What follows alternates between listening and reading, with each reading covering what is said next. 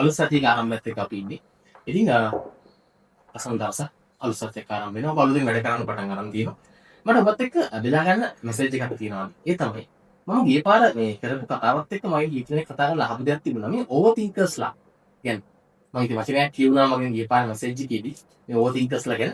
ඇත්තටම මේ ඒගොල්ලෝ වැඩ කරද්දී ඇතිවන තත්ත්වය මොකද්ද?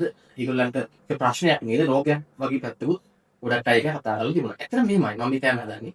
ඕවර් තින්කර්ස්ලා තමයි මේ ලෝකෙ වෙනස් කරන්න අවශ්‍ය කරන නිර්මාණ පිට කරලා තියෙන්නේ.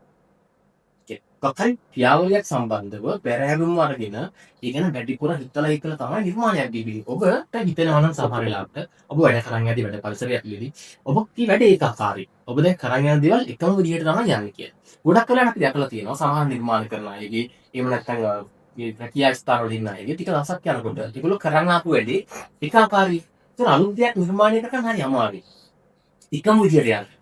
ඒකට අපි පුරු වෙලා අපේ ශරීරය පුරු වෙලා අපේ මනස පුරු වෙලා අපේ පැටර්න් එක පුරු වෙලා නිසා අපි වැඩ කරන්නේ සම්පූර්ණයෙන්ම එකම අපිට පහසුයි අපිට සුව පහසු කලාපයක් කම්ෆර්ට් සෝන් එකක් හැදිලා තියෙනවා වගේ දැනෙනවා මම කියන්නේ ඔබගේ වෘත්තියේදී ඔබ කරන කටයුතු සම්බන්ධව බැරෑරුම ගන්න බැරෑරුම මාර්ගයෙන් සීරියස් ගන්නගෙන ඒ ගැන වැඩිපුර හිතන්න ඕව තින්ක වෙන්න ඒක හිතන්න තමයි මේ වැඩේදී ඔබගේ නිර්මාණ කාර්යයේදී ඔබ කරන ඔබගේ කාර්යයේදී තමයි අලුත් නිර්මාණයක් බිහි වෙන ඔබ වැඩියෙන් ඒ ගැන හිතන තරමට. නමුත් මේ සාමාන්‍ය ජීවිතේ අපි වටා සිදුවන ක්‍රියාවලින් මේ ස්වාභාවික සිදුවීම් හෙට වෙන්නේ මොකද්ද අද වුණේ මොකද්ද ඊයේ වෙච්ච දේ සම්බන්ධව මෙන්න මේවා සම්බන්ධව අධිකව හිතන්න ගියාම සැකේම අපි වෙනවා කියලා යන්නේ ගැටලු විතර ඇතුල් වෙන්න පටන් ගන්නවා. අපි මෙතෙක් සිදු නොවු ක්‍රියාවලින් සිදු වෙතයි අපේක්ෂාවෙන් මේක ගැන හිතලා අපි මනස නිර්මාණය කරගන්නවා.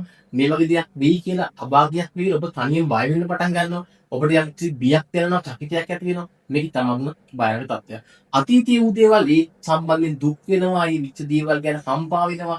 ඒ තුලින් ඔබ යගේ මනසට ඍණාත්මක ශක්තිය ඇතුළත් කර ගැනීමක් සිද්ධ වෙනවා. මම කියන්නේ වැඩිපුර හිතන්න ඔයා කරන වැඩේ ගැන.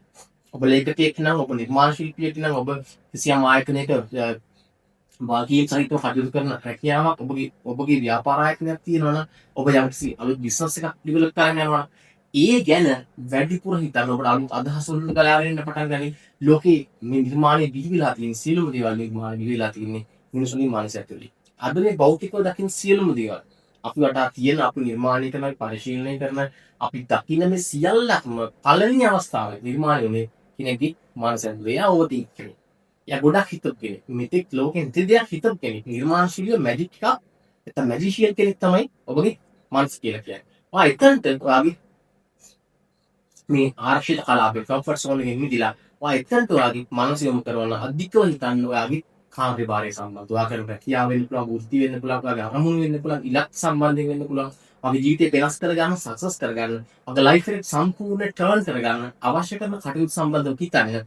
මේ අප වටා සිදු වෙන ඍණාත්මක ක්‍රියාවන් සම්බන්ධව අනාගතයේ සිදුවෙතේ අපේක්ෂා කරන දේවල්, අභාග්‍ය සම්පන්න දේවල්, අතීත සිදු දුක් සහිත දේවල් සම්බන්ධව සිතීම ඔබ නතර කරනවා.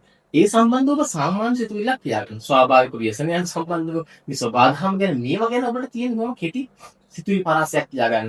නම් ඔබ කරන කටයුතු සම්බන්ධව හිතෙනවා. අධික ඕවර්තින්කර් කෙනෙක් වෙන එක ඉතාමත්ම හොඳයි කියලා මගේ යෝජනාවක් දවසේදී. මේ සතිය ආරම්භයේදී ඔබ ඕවර්තින්කර් කෙනෙක් වෙන එක හොඳයි. ඔබගේ කාර්යයන් වලට ඔබගේ අරමුණු වලට ඉලක්ක වලට හොඳයි. නමුත් ඔබ වටා සිදුවන සහ මිනිසුන් කියන කරන දේවල් සම්බන්ධයෙන් නෙවෙයි අලුත් සතියක මේ මතකේ තියාගන්න සතිය පුරාම වැඩ කරමු. එකතු වෙලා වැඩ කරන්න. ඔයාගේ ශක්තිය තුලින් එළියට දාන්න කොහොමද කියන එක ගැන හැම විටකම හිතන්නේ සැඟුණු ශක්තිය එළියට ගැනීමේ හැකියාව තියෙන්නේ. එයා ගාව විතරයි. ඒකට අවශ්‍ය කරන ශක්තිය අත් තියෙනවා. නිසා අපිට එකතු වෙන්න අපි සබ්ස්ක්‍රයිබ් කරන අලුත් අය හඳුන්වා දෙන්න අපිව හඳුන්වා දීලා මේ කටයුතු වලට එකතු වෙලා අපිට WhatsApp කරලා කතා කරලා ඒක ෂෙයා කරගෙන ඉදිරියට යන්න කියලා මතක් කරගන්න.